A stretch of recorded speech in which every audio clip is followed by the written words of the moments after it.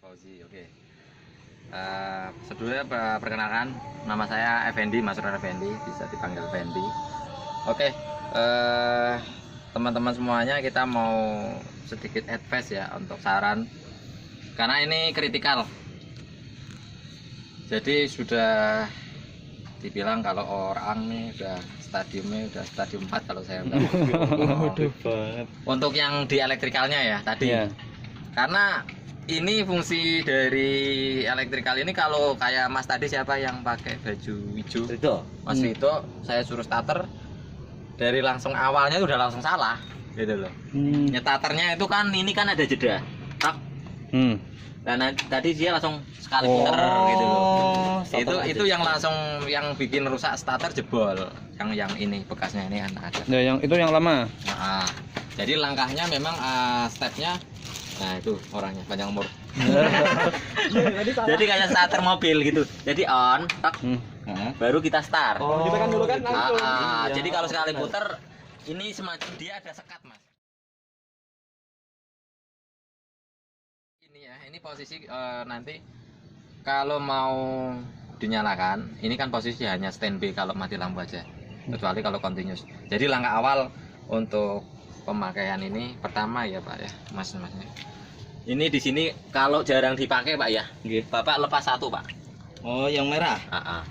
Jadi fungsinya biar aki ini setrumnya itu nggak cepet kesedot habis gitu loh. Karena posisi ngonek itu dia kan koneksi ke dinamo starter. Yang hitam nggak ngaruh Mas? Yang hitam karena body dia nggak terlalu ini yang bikin ngaruh kalau dua-duanya gitu loh. Oh gitu.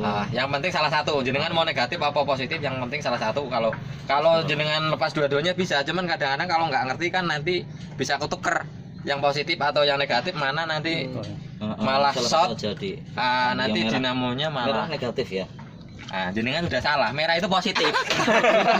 Jadi memang benar-benar awam gitu. Ya Allah, kisah merah tinggi sih. Nah, jadi pengertian merah ini dia untuk tanda. Merah itu kalau di teknik itu yang positif ya Mas ya. Oh, positif. Saya tekniknya arsitektur ya. Iya. Makanya boleh lah. Nanti kan harus pasang aki kabelnya, ya kan? Jadi pasang kabel aki positif atau yang mana, tapi kita sarankan yang positif.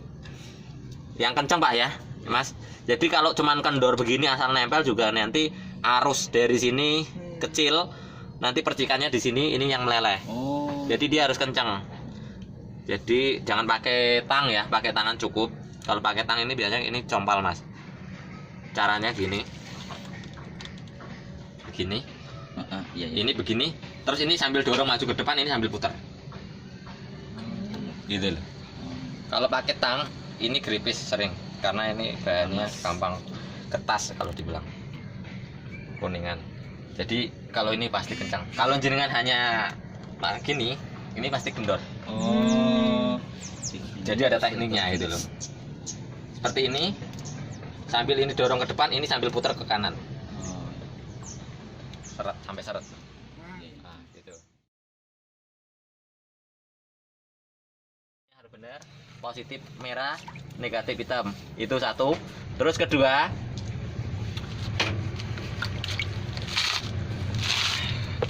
ini hanya ini ya, jarang cek. Oh, oli. Kalau ini nggak perlu terlalu rutin, nggak masalah. Jadi gini, nanti kalau sewaktu-waktu ini dicek Pak, minimal seminggu sekali atau seminggu sekali. Karena gini, kita takutnya kan ada bocor atau enggak, kita nggak ngerti. Bocornya gimana Mas? Bocornya bisa dari ini, bisa dari ini, bisa mungkin. Jadi lebih aman kita cek posisinya. Ini di sini kan ada garis-garis silang. Ya, ini posisi untuk oli di sini. Jadi kalau posisi yang bagus ada di maksimal di sini ya, di sini di garis-garis silang ini, sampai minimal di yang bawah. Oh. Jadi kalau misalnya kita mana lapor adek? Tisu. Itu tuh. Kamu di bawah paset. Ini gimana sih tadi? Nggak masalah, boleh. Jadi kalau nanti ini hanya pengecekan Mas ya. Misalnya jenengan ini hanya, jadi untuk kualitas sama level olinya kita juga harus ngerti. Ini kan kelihatan. Nah nanti kalau misalnya nggak kelihatan, ini kita puter sampai mentok, set, balikin. mengetahui kualitas bagus apa enggak sama posisi level ini kan ini ketahuan. Nah ini kan posisinya masih ada di sini ya. Berarti ini olinya cukup dan kondisinya masih bagus karena baru kita ganti barusan. Jadi nanti kalau pertama level oli itu kalau tidak menyentuh di sini, ini berarti posisi sangat kurang. Di sini ada sensor, ini sensor untuk proteksi mas. Jadi seandainya oli ini tidak menyentuh di sini, sensor ini nggak kerendam oli, mesin akan mati. Jadi dengan starter berapapun nggak akan nyala. Makanya ini ada indikator oil alert. Jadi kalau seandainya oli itu kurang, Pas di starter itu merah. ini nyala terus dan mesin nggak akan nyala. Gitu loh. Ini fungsinya dari sensor ini. Nah berarti kondisi level oli yang bagus adalah di garis silang ini. Dia udah kasih tanda di sini. Kalau di setengah ini masih nggak masalah, masih cukup. Cuman kita lihat harus dari warnanya Pak. Kalau warnanya udah hitam pekat atau sangat coklat, kalau udah sangat coklat itu udah bau gosong ya, berarti udah sangat lama, itu harus segera diganti. Nah untuk penggantian oli kita sarankan, boleh catat mas, oli itu kalau dihitung jam operasional Pak ya, kita kan nggak tahu nih, mungkin nanti kalau mati lampu 1 hari ini mas bisa catat, ada nanti rekapnya. Jadi semacam agenda untuk maintenance genset atau dinyalakan kapan? operasionalnya. Gitu ya? Misalnya mati lampu hari ini tanggal berapa, dari jam berapa sampai jam berapa pemakaian. Gitu. Jadi kan direkap, nanti di total diakumulasi pemakaian untuk penggantian adalah 100 jam Pak. Mas ya. 100 jam atau kalau dihitung bulan itu 6 bulan. Kalau misalnya jarang, tapi kadang-kadang alasannya jarang dipakai, tapi kita sarankan minimal tuh 6 bulan sekali ganti oli. Karena kan olinya harganya nggak seberapa, tapi kalau udah jelek nanti fatal juga gitu.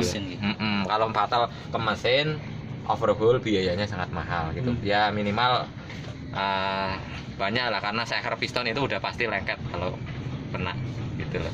Makanya 6 bulan itu paling lama kalau jarang, enggak, maksudnya belum tercapai 100 jam tapi udah 6 bulan sebaiknya diganti. Itu olinya nanti bisa Mediterran SX, tadi kita pakai yang Mesran itu sama. Itu Mediterran SX itu bisa. Nanti di sini kunci 17 itu ngurasnya. nguras. Nanti kalau ini muter ini ditahan pakai kunci Inggris. Oh iya. Nah, kalau enggak ya telepon saya aja buat ganti. Gitu. Jadi ini di sini ya, Cara promosi telepon, jadinya. Mas. Ini di sini kurasannya. Nah, jenengan tanya. Taruh apa gitu ya? Ya, kurasannya di sini tatakin apa gitu tempat. Buka ini. Nah, nanti buka ini yang atas biar udaranya ada, jadi olinya cepat ngalir gitu loh. Masukinnya Ini di lubang itu. ditutup. Oh itu tutup. Ditutup, jenengan kasih seal tip ya, kasih seal tip. Double tip itu bukan double tip, seal tip yang kayak buat keran. Nah, biar kita kencengin, baru nanti ngisinya dari sini. Oh iya sip. Sampai Selang berarti. kalau kita ada corongnya khusus itu, kalau itu susah nanti kalau enggak. Jadi dengan corongnya kecil panjang. Jadi sampai di leher yang ini mas, ini kan kelihatan sampai di sini. Gitu, jangan terlalu sampai bludak juga nggak boleh. Yang penting jenengan ada di area ini, levelnya ini. Oke. Jadi ini pengecekan bisa nggak tiap hari atau tiap 3 bulan atau 3 hari. Yang penting ini minimal ya seminggu sekali jenengan cek ya. Takutnya ada kebocoran, kita nggak ngerti.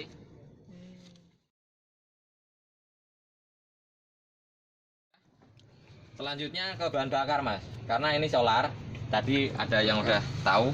Sistem solar itu beda dengan sistem bensin, Pak. Ada yang tahu apa bedanya? Enggak. Kayaknya busi. Taunya cuma itu. Nggak ada busi, Pak. Ya benar, itu satu.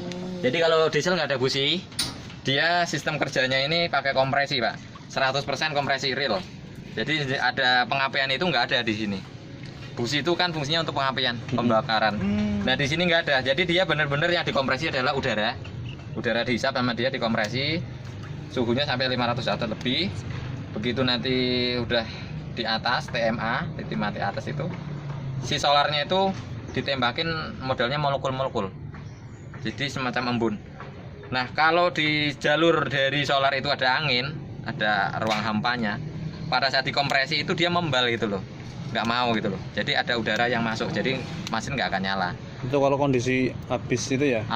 Habis kosong nih misalnya, habis solar, jenengan isi solar penuh, nggak di bleeding, Kalau di bahasa tekniknya itu di bleeding, dibuang anginnya itu dari sistemnya.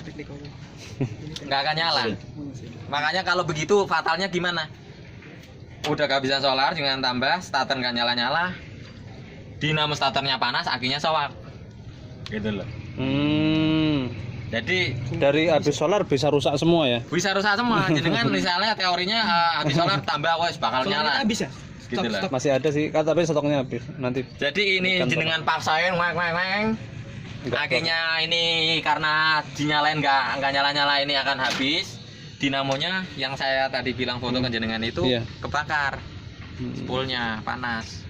Dari Dia awal. hanya dipakai hanya untuk membantu ngidupin flywheel. Jadi dorong dinamo starter kan hanya untuk awalan untuk muterin roda gila di dalam sana. Bukan gila bener ya tapi itu istilahnya. Kalau di teknik flywheel namanya. Muter set udah nyala udah dia lepas dinamo starter. Jadi dia nggak ikut muter gitu loh Pak. Jadi merembetnya dari kehabisan solar itu ini bisa drol, akinya drop, dinamo starternya kebakar. Jadi saya sarankan solar minimal setengah ya Pak ya. Setengah dari tangki ini ya jenengan tambahin. Masukin juga pakai carang ya Mas. Ini sini ada indikatornya kalau jenengan perhatiin. Iya ada. Ada ya. Di sini. Yang merah itu. Bening itu. Jadi merah itu kalau merahnya penuh berarti tangki ini jenengan solarnya penuh. Kalau merahnya setengah berarti isi solarnya setengah.